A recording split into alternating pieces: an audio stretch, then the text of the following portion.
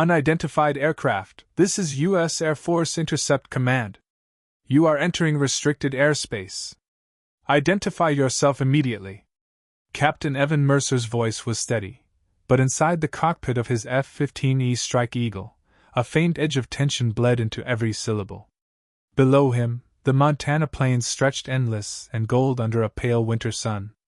Above, the sky was cold and brittle, the kind of blue that made you feel exposed. The blip on Mercer's radar was small and stubborn. No transponder. No flight plan. No acknowledgement of repeated hails. It moved with a calm, deliberate course, no weaving, no panicked corrections. Whoever was flying was either supremely confident or had no idea they were minutes from being intercepted. The target came into visual range at just under 15 miles. A weathered Beechcraft Bonanza, paint dulled and scuffed by years of sun and wind. The prop spun lazily, its nose aimed directly toward the boundary of Skywatch range. A restricted weapons testing zone. Mercer's wingman, Lieutenant Darrell "Slick" Keegan, came over the comms. Looks like some rancher forgot where he parked. Ranchers usually answered the damn radio, Mercer replied. Protocol was clear: hail, warn, force down if ignored. If the pilot still refused, escalate. Mercer's thumb rested on the master arm switch. The Bonanza kept coming. Then, Keegan's voice changed, tight, almost disbelieving. Mercer, you seeing that? Seeing what? Starboard wing. Paint's faded, but that's a black hawk inside a silver ring. Old emblem. Way old. Mercer narrowed his eyes. Through the glass canopy, he caught the faint shadow of an insignia, worn almost to nothing. But it was unmistakable to anyone who knew aviation lore. He had seen that emblem in academy briefing rooms, buried in declassified mission slides, whispered about in pilot bars. The mark of Shadowhawk. The most lethal and unflinchingly precise combat pilot of the Afghan surge, retired under circumstances nobody dared ask about. And if the rumors were true, the last time that emblem flew, it saved an entire army battalion from being wiped out. Mercer tightened formation, sliding his F-15 alongside the Bonanza's right wing.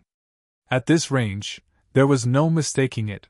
The emblem was almost ghostly against the faded paint, a black hawk with wings tucked in for the kill, encircled in dull silver. The kind of insignia you didn't slap on your plane unless you'd earned it in blood. Control, this is Hammer 1, Mercer said into his mic.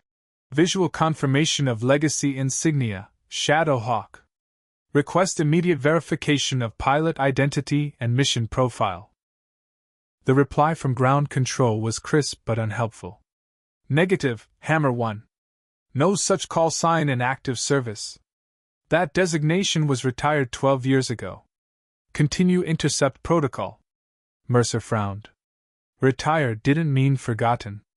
Every pilot worth their wings knew about Shadowhawk, real name Captain Mara Ellings, though even that was half rumor, half legend. Her record had been spotless until the Kandahar incident, when she'd refused an order to fire on a suspected insurgent compound. Intelligence had insisted it was a high-value target. She had insisted it was full of civilians. She'd broken formation and pulled out. Hours later, ground recon proved her right. 78 civilians, mostly women and children. She'd saved them, and her career had ended that night. No court-martial. No headlines. Just a quiet discharge and a name scrubbed from official rosters. Some said she went to Alaska. Others swore she'd taken a teaching job in the Midwest. All agreed she was gone. And yet here was her mark, gliding through restricted airspace without so much as a nod to the authorities. Keegan broke the silence. Boss, if that's really her, what the hell is she doing here? That's what I'm about to find out. Mercer rolled left, bringing his canopy level with the Bonanza's. Inside, he caught the shape of a pilot, female, hair streaked with silver, wearing a battered leather flight jacket. Her eyes, hidden behind mirrored aviators, flicked toward him for just a heartbeat. Then she tapped 2 fingers against the glass in a gesture that made his stomach knot. It wasn't a salute. It was a signal, a formation request. Mercer hesitated. This wasn't protocol. This was something else. Mercer's instincts told him to peel away, force her down, end this before it spiraled into a career-ending mess. But something in the way she held that yoke, calm, deliberate, like every movement had already been plotted 5 moves ahead, made him hesitate.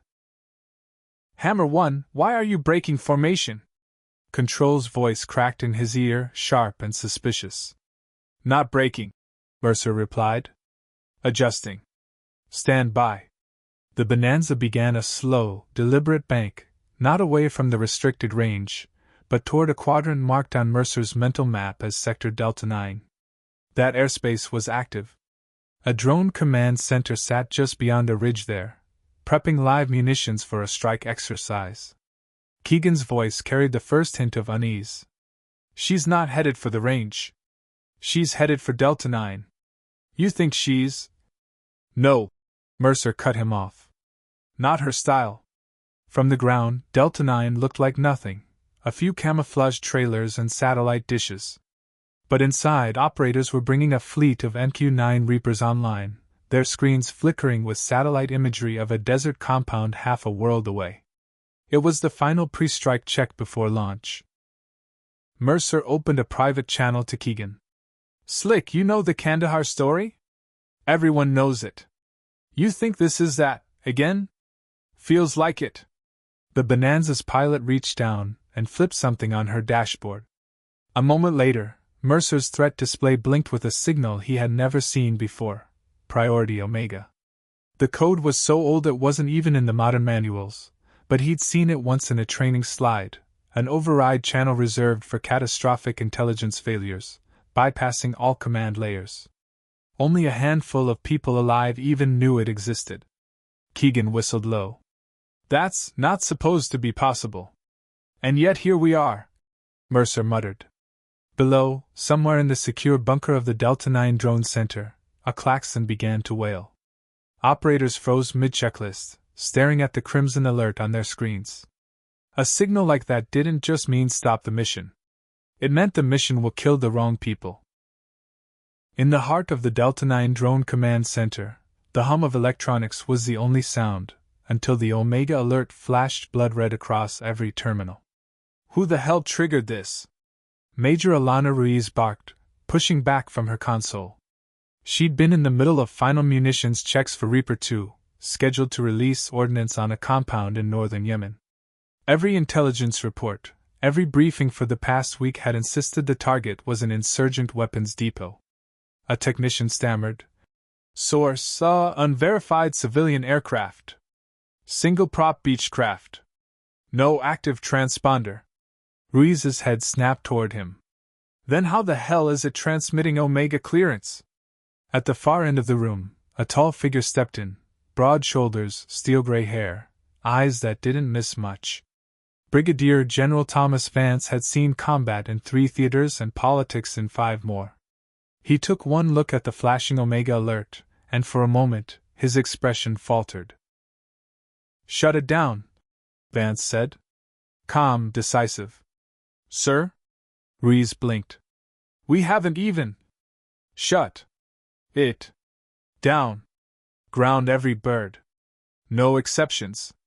Ruiz hesitated, then started issuing the abort commands. Operators' hands flew over keyboards, the whir of drones idling down filling the room.